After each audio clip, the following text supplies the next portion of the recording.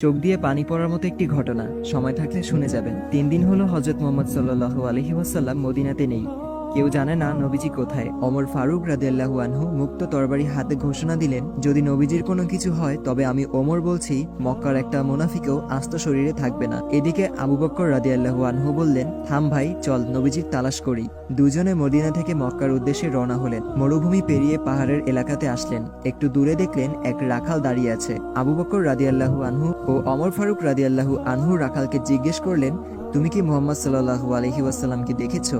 রাখাল উত্তরে বলল, আমি মুহাম্মদ সাল্লাল্লাহু আলাইহি ওয়াসাল্লামকে চিনি না এবং আপনাদেরকেও চিনি না, তবে ওই পাহাড়ের উপরে একজন লোক ইয়া উম্মতি বলে কাঁদছেন। আবু বকর রাদিয়াল্লাহু আনহু ও ওমর ফারুক রাদিয়াল্লাহু আনহু বুঝতে বাকি ছিল না ওই লোক আর কেউ না, দয়াল নবীজি হযরত মুহাম্মদ সাল্লাল্লাহু আলাইহি ওয়াসাল্লাম। রাখাল আবার বলল, লোকটির সাথে সাথে আমার সব উট ভেড়াগুলো কাঁদতেছে আর খাওয়া বন্ধ করে দিছে, আপনারা ওনাকে নিয়ে যান, তা না হলে আমার সব উট ভেড়াগুলো কাঁদতে কাঁদতে মরে যাবে। আবু বকর রাদিয়াল্লাহু আনহু ও ওমর ফারুক রাদিয়াল্লাহু আনহু পাহাড়ে গিয়ে দেখলেন দয়াল নবীজি সেজদারত অবস্থায় ইয়া উম্মতি বলে কাঁদছেন। নবীজির কষ্টে আবু বকর রাদিয়াল্লাহু আনহু বললেন, ইয়া রাসূলুল্লাহ, আমি আবু বকর ইসলাম গ্রহণ করার পর থেকে যত আমল করেছি সব আপনার উম্মতকে দিয়ে দিলাম, আপনি দয়া করে মাথা উঠান। নবীজি মাথা উঠায় না। এবার ওমর ফারুক রাদিয়াল্লাহু আনহু বললেন, ইয়া রাসূলুল্লাহ, আমি ওমর যে আপনার মাথা নিতে গিয়ে নিজের মাথা দিয়ে দিয়েছি, সে আপনার উম্মতের জন্য সব আমল দিয়ে দিলাম। নবীজি মাথা উঠায় না। আবু বকর রাদিয়াল্লাহু আনহু বললেন,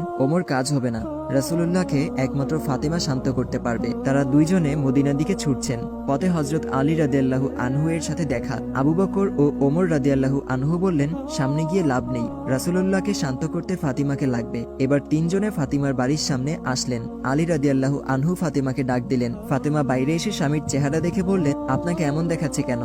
তবে কি মক্কার মুনাফিকরা আমার আব্বাজানকে মেরে ফেলেছে? হযরত আলী রাদিয়াল্লাহু আনহু বললেন, তুমি তাড়াতাড়ি চলো, নবীজি ইয়া উম্মতি বলে কাঁদছেন, মাথা উঠাচ্ছেন না। ফাতিমা দৌড়ে গেলেন।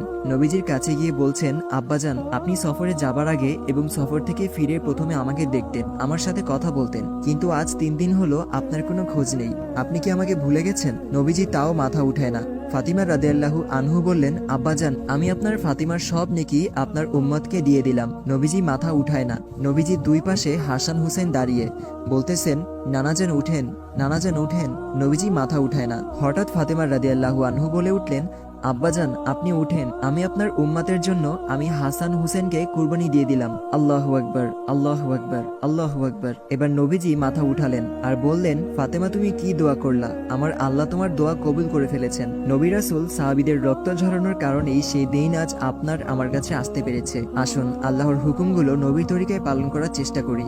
আমিন।